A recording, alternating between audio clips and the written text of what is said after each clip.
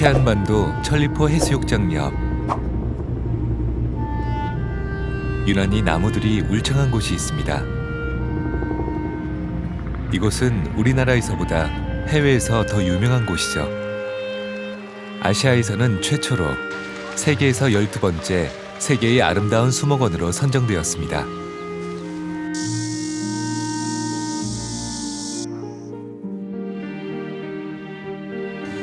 세계에서 가장 많은 목련과 호랑가시 나무를 보유한 것은 물론 1만 4천여 종, 국내 최다 수종을 자랑합니다.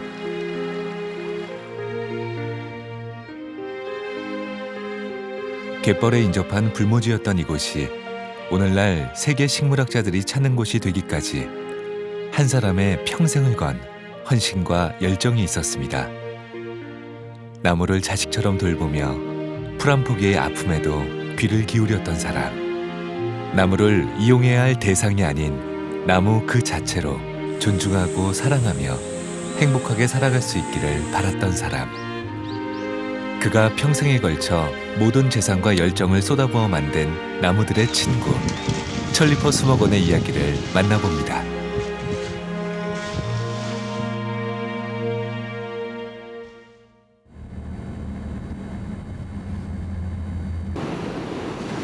바닷가 바로 옆에 위치한 천리포 수목원은 자연훼손을 우려한 설립자의 뜻에 따라 전문가나 식물학자들 중심으로 개방되다가 2009년부터 일반인들도 관람할 수 있게 되었습니다.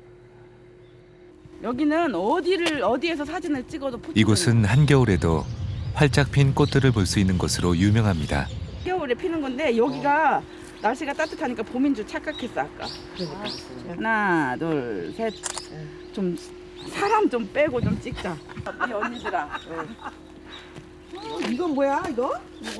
이거는 여기는 자연 상태가 그대로 좀 보존이 돼가지고 그 수목원이 된 것 같아. 옛날 다른 데는 많이 심어놓고 가꾸어놓고 만들어놓고 이런 것들이 있잖아요. 근데 여기도 물론 그렇게는 했지만 자연적인 그런 수목원이라고 할까 그런 것들이 좀 느껴졌어요. 그리고 감사합니다. 수고하세요. 감사합니다. 손좀 흔들고.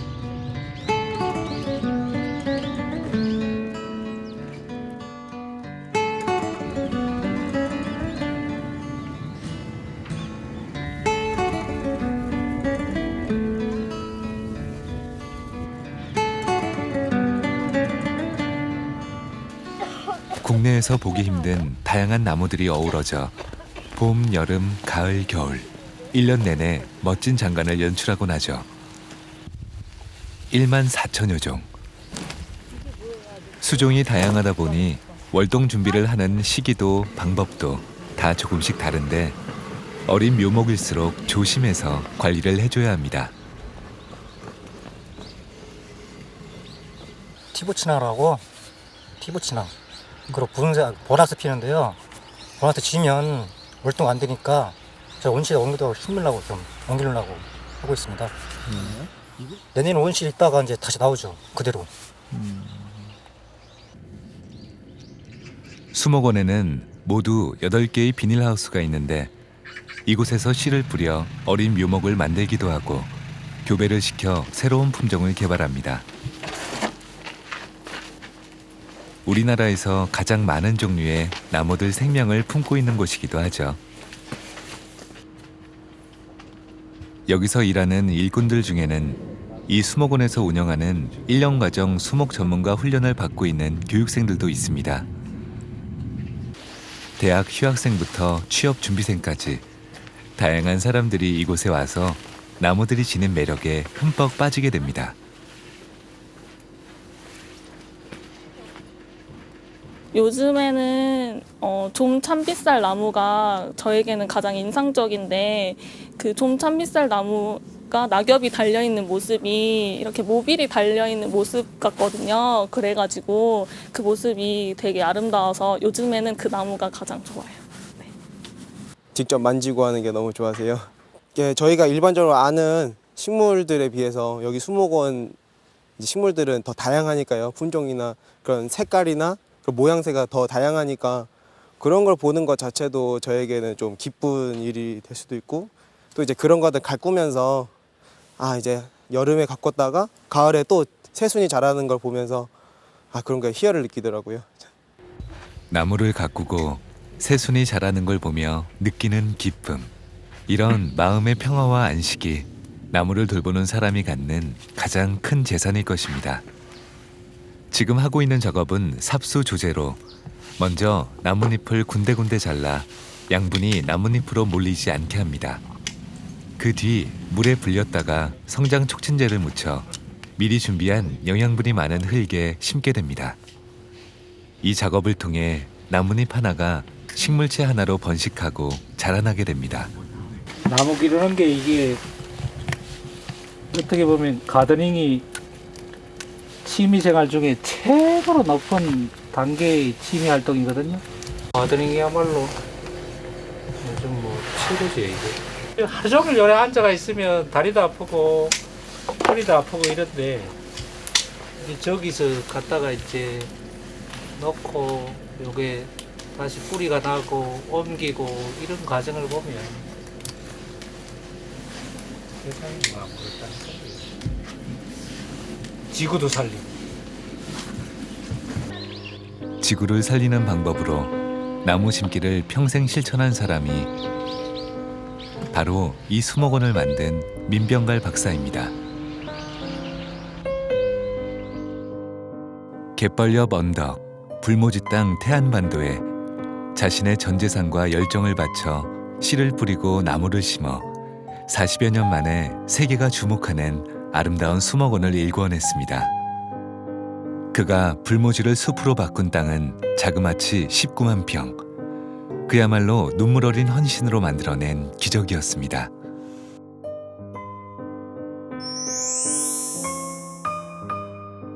민병갈 원장은 일본이나 유럽의 정원처럼 예쁘게 보이기 위해 나무 자르는 걸 몹시 싫어했습니다.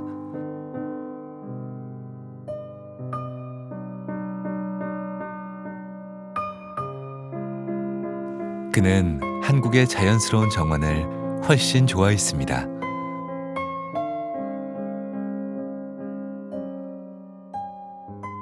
사람 눈에 좋게 보이기 위해서 나무에게 상처를 주는 걸 폭력이라고 생각했죠. 천리포 수목원에는 한쪽에 번개를 맞아 반만 살아있는 나무가 있는데 보통은 보기 흉하다고 나무를 베어버리겠죠. 그러나 민병갈은 오히려 안쓰러워하며 나무를 정성껏 돌봤습니다. 길을 내기 위해 나무를 자르는 것이 아니라 나무를 피해가며 길을 만들었습니다.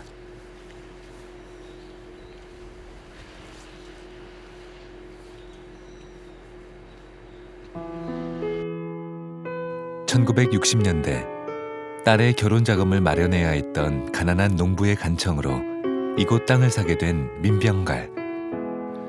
그는 헐벗은 땅이 안쓰러워 하나 둘 나무를 심기 시작해 19만 평에 이르는 대지를 푸르른 숲으로 가꿔냈습니다.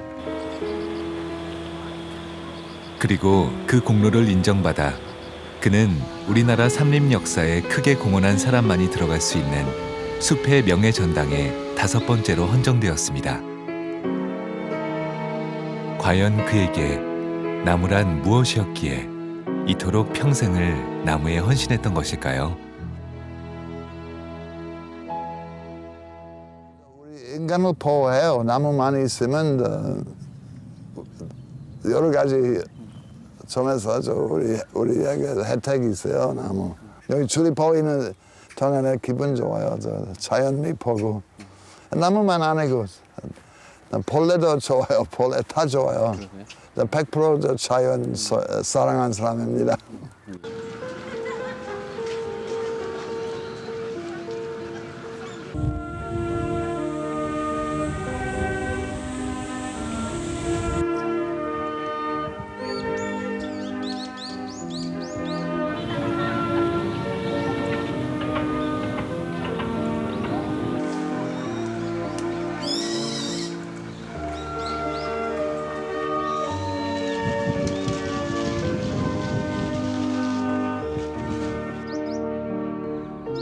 그가 남기고 가꾼 숲은 시간이 지날수록 더욱 풍성해져 사람은 물론 동물들에게도 더할 나위 없이 행복한 휴식처가 되고 있습니다.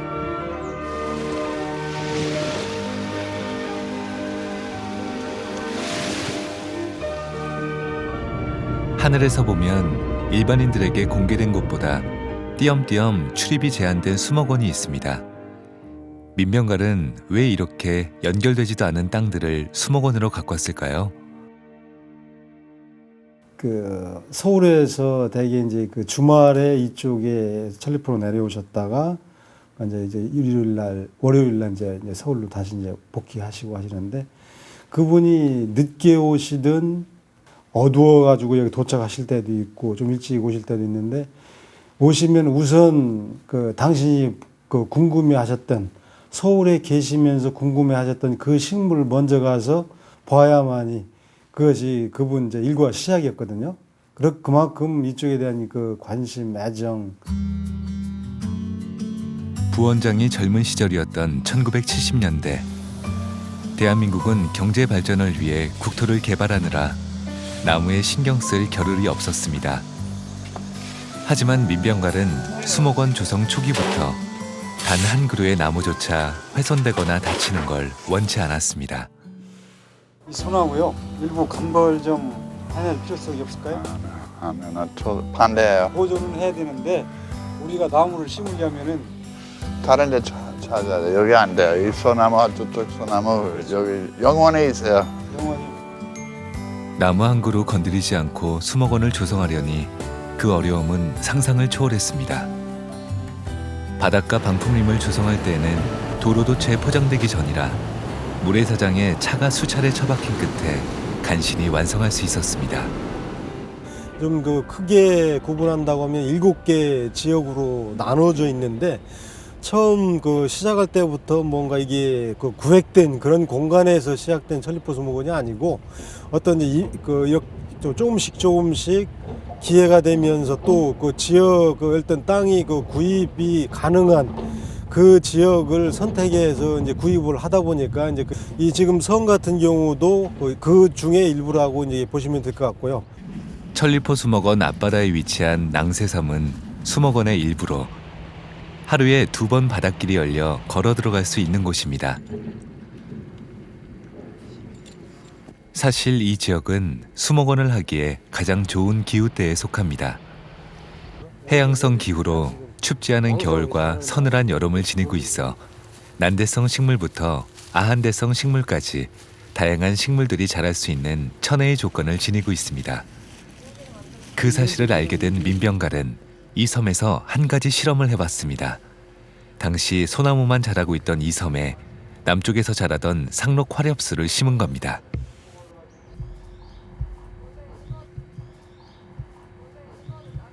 지금 이 시기에 이 계절에 잎이 있다고 하는 것은 이제 상록성이라는 것을 또 의미하는 거거든요. 그런 차원에서 지금 여기 이거는 우리가 이제 인위적으로다가 식재한 이제 식물이죠. 80년대 초에 이제 처음에 이제 시작을 했고, 요건 이제 그 다음 단계 한 10여 년 이상 그런 다음에 그 처음에 심었던 것들이 어느 정도 이제 정착이 좀 우리가 이제 증명이 된 거죠. 그래서 이제 뭔가 추가적으로 다 확장을 하면서 결과는 대성공. 이후 민병갈은 다양한 화렵수들을 심어 소나무만 있던 이 섬을 다양한 나무들이 서식하는 울창하고 풍요로운 섬으로 바꾸었습니다.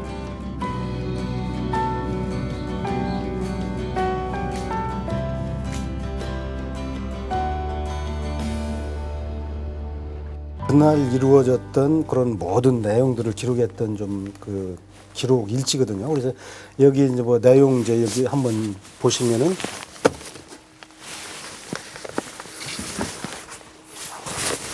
종합 현황이거든요. 하루하루 모아졌던 그런 일기 그 기상 현황이 이게 달별로 이렇게 종합해서 이런 어떤 이 지역에 있는 기상 데이터가 70년대부터 지금까지 우리는 유지가 되고 있잖아요. 그러니까 여기가 뭐 기상청 그런 자료보다 오히려 이쪽 지역 국부적인 그런 부분이지만 이것은 더 정확한 그런 기록을 우리가 가지고 있다고 볼 수 있겠죠. 민병갈이 남긴 꼼꼼한 기록들은 식물들의 성장에 소중한 자산이 되고 있습니다. 이게 몇 년도, 여기 77년도, 앞쪽에 보면 77년도로 지금 기록이 돼 있거든요. 그런데 여기 8월 27일 날 그 어디에 식물을 갖다 식재했다는 내용으로다가 이제 그분이 직접 이게 핸드라이팅을 한 기록사항이에요. 그래서 뭐 단풍나무라든가 뭐 이거 호랑가시 종류는 여러 가지가 계속 나오네요. 수차례 채집 여행 끝에 완도에서 그동안 학계에 알려지지 않았던 새로운 변종의 호랑가시 나무를 발견했습니다. 크리스마스 이브가 생일이었던 그는 크리스마스 트리 장식으로 쓰이곤 하는 호랑가시 나무와 그렇게 인연을 맺게 됩니다. 그 결과 천리포 수목원은 세계에서 가장 많은 400여 종의 호랑가시 나무를 보유하게 되었습니다. 다양한 수목을 가꾸면서도 전문화에 집중했습니다. 목련도 350여 종을 보유, 세계 최다 수종을 기록하고 있습니다.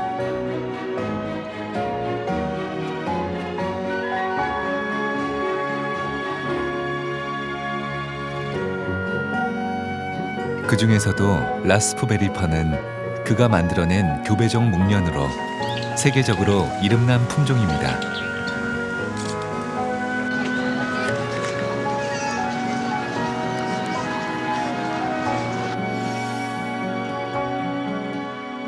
우리나라 국화인 무궁화도 250여 종 넘게 있습니다. 이들 무궁화 꽃에는 한국을 사랑하는 민병갈의 마음이 담겨져 있습니다.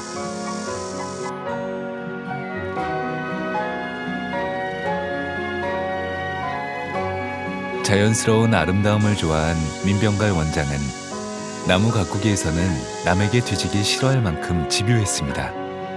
그는 해외 종자학회나 경매장이 열리면 늘 빠지지 않고 제일 먼저 달려갔습니다. 자기가 좋아하는 식물체, 특히나 우리 수목원 자랑인 목련, 뭐 호랑가시 이런 거에 대한 새로운 식물이 어디서 개발됐다 하면 그거 가져와야지. 남들보다 빨리. 그 부분은 뭐 보통 사람들은 못하는 거죠. 그 부분이 아주 그 양반이 대단한 거지. 그러니까 이 양반은 보통 사람 아니에요. 사실 그는 식물을 전공한 것도 아니었고 식물학자도 아니었습니다. 단지 자연을 좋아하고 나무를 사랑한 한 사람이었지만 나무를 향한 사랑과 열정만은 그 어느 누구도 따라올 수 없는 수준이었습니다. 식물을 굉장히 좋아했어요. 좋아하시고 식물 위에는 뭐 따로 뭐 생각하신 것도 없고 여기에 적합한 식물이 새로운 게 있다 하면 그냥 달려가서 식물 모으신 거죠. 그 부분이 나는 대단한 거지. 요즘 뭐 인터넷 발달되고 통신 수단 좋고 이렇게 돼 있어도 그 양반만큼 그런 열정이 있으신 분은 잘 없을 거예요. 평생 독신으로 살며 나무를 자식처럼 소중히 여기며 가까운 민병갈. 미국 펜실베니아에서 태어난 그가 왜 자신의 고국이 아닌 대한민국에 나무를 심었을까요? 그리고 왜 대한민국에 귀화하기로 결심했을까요?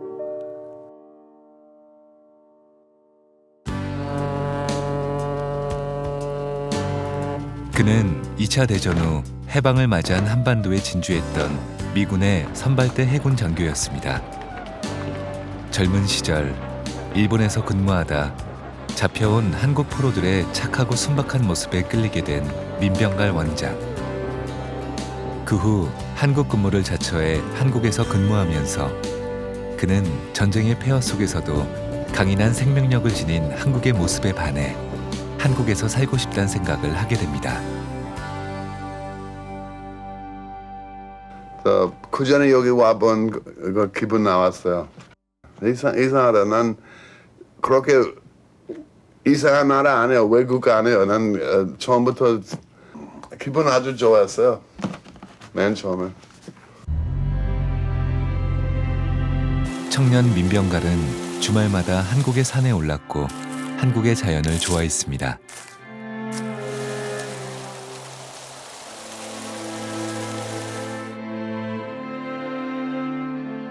그러다 어느 해 오른 설악산에서 그는 단순한 등반가가 아니라 나무와 꽃을 키우겠다는 결심을 합니다.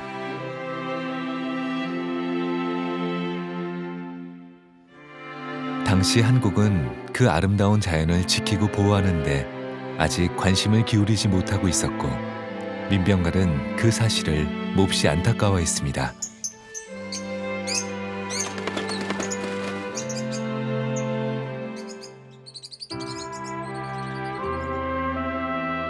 한국의 온돌에서 자야 잠이 잘 오고 한복을 입어야 편했으며 김치, 깍두기를 먹어야 입맛이 돌 만큼 한국적인 것들에 푹 빠지게 되었습니다.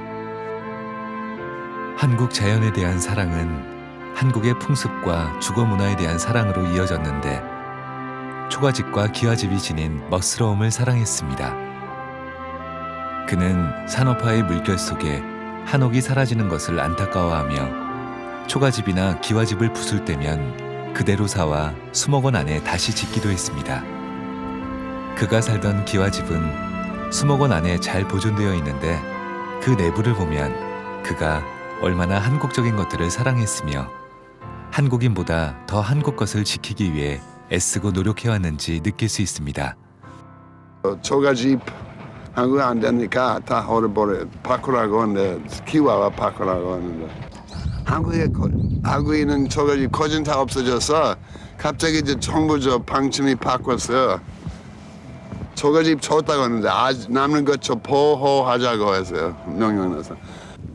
민병갈 원장은 한국의 아름다움을 해외에 알리는 데에도 적극적이었습니다. These trees are not very attractive looking, but interesting. Something called Camptotheca cuminata, and they're being grown for anti-cancer. Camptotheca, we save all our.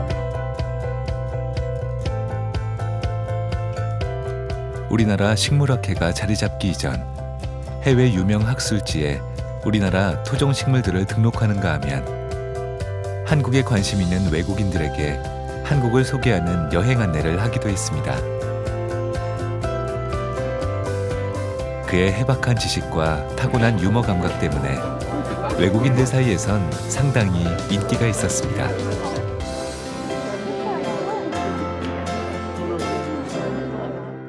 그 일제시대 때 벌써 그런 게 다 외국 학자들에 의해 가지고 한국이라는 이름 다 배제하고 일본 원산이다, 뭐 중국 원산이다 이렇게 되어 있는 걸 어떻게 보면 한국 자생식물로서 굉장히 큰 그 한국에서 독특하게 한국에서만 자랄 수 있는 이런 식물이다.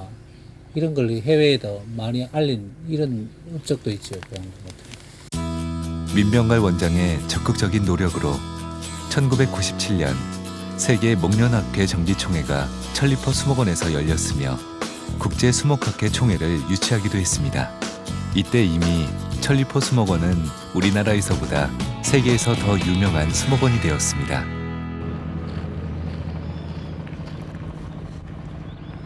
사실 그가 해외에서 비싸게 사 모은 씨앗 중에는 발화에 실패하거나 중간에 고사한 식물들이 절반 이상이었습니다. 하지만 그는 포기하지 않고 나무 하나하나를 자신의 생명처럼 소중하게 여기며 이 땅에 적응시키기 위해 노력했습니다. 그가 다양한 종자를 얻기 위해 당시 기울인 노력은 우리나라 산림청에서 기울인 노력을 뛰어넘는 수준이었습니다. 수목원이 시작된 1972년부터 1982년까지 11년 동안 들여온 외래종 식물은 1만 1,600여 종으로 같은 기간 국립산림과학원이 수입한 500종의 20배가 넘는 수치였습니다.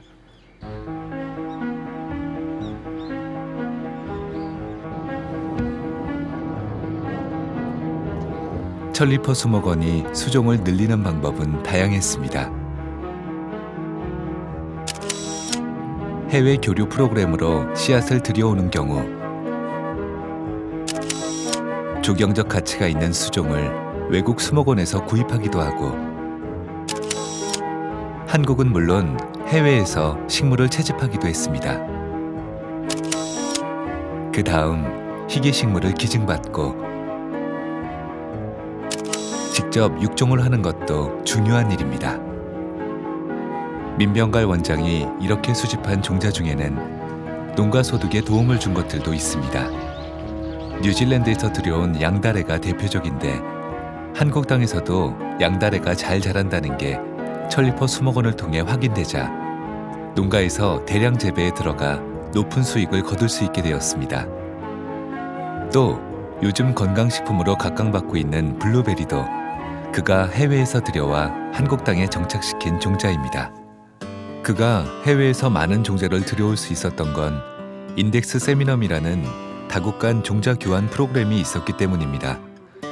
인덱스 세미넘은 세계 각국 대학 연구소와 식물원들이 잉여 종자를 무상으로 교환하는 범세계적인 네트워크로 천리포 수목원의 수종을 늘리는 데 가장 큰 도움을 준 제도입니다.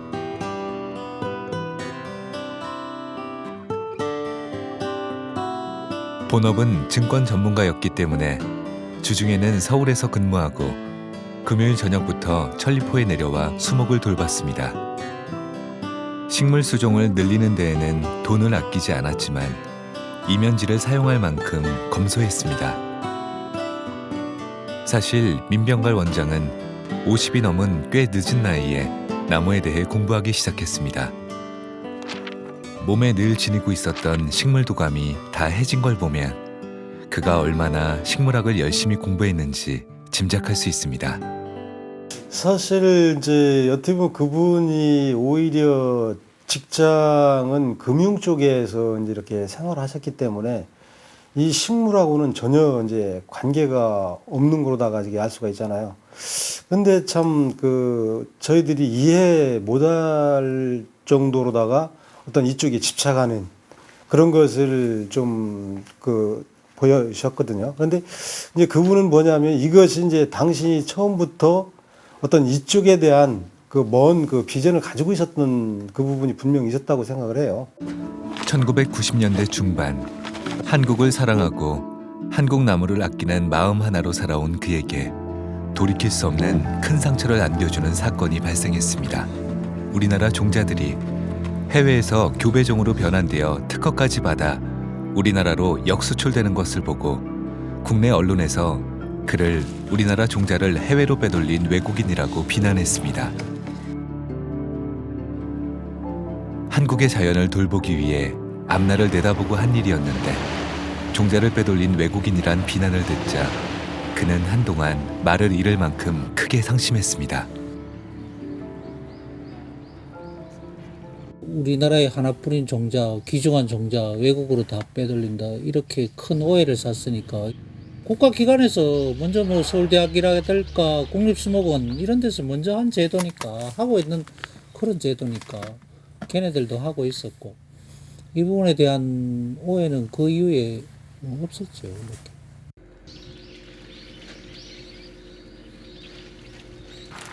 아름다운 꽃 그리고 푸른 나무와 함께 일한다는 것은 언뜻 행복해 보이는 일입니다. 해마다 이루어지는 일이어서 한편 지루하고 반복적인 일처럼 보이기도 합니다. 하지만 열매에서 씨앗을 채취해 관리하는 것이 한 해를 마무리하는 가장 중요한 과정입니다. 민병갈 원장이 좋아하는 완도 호랑가시 나무는 아직도 새로운 품종을 내고 있습니다.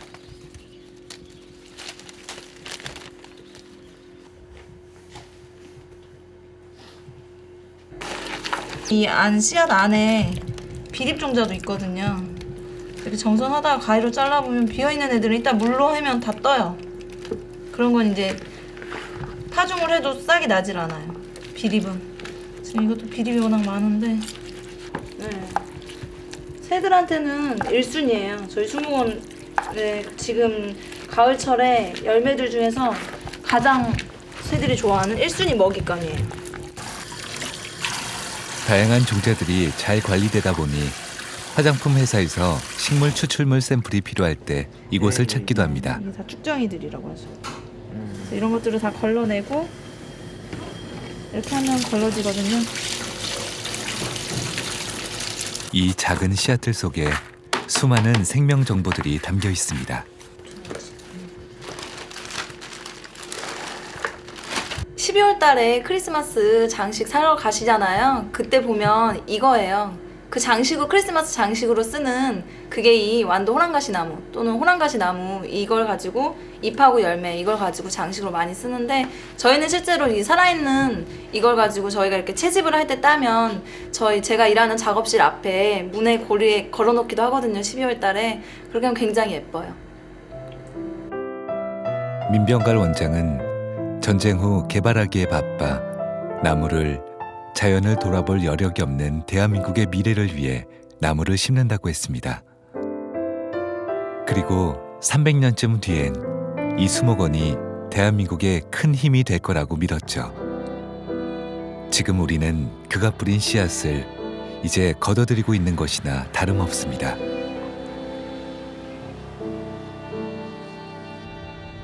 민병갈 원장이 종자 해외 유출 논란으로 인한 상처를 간신히 극복할 때쯤 또 다른 시련이 밀어닥쳤습니다.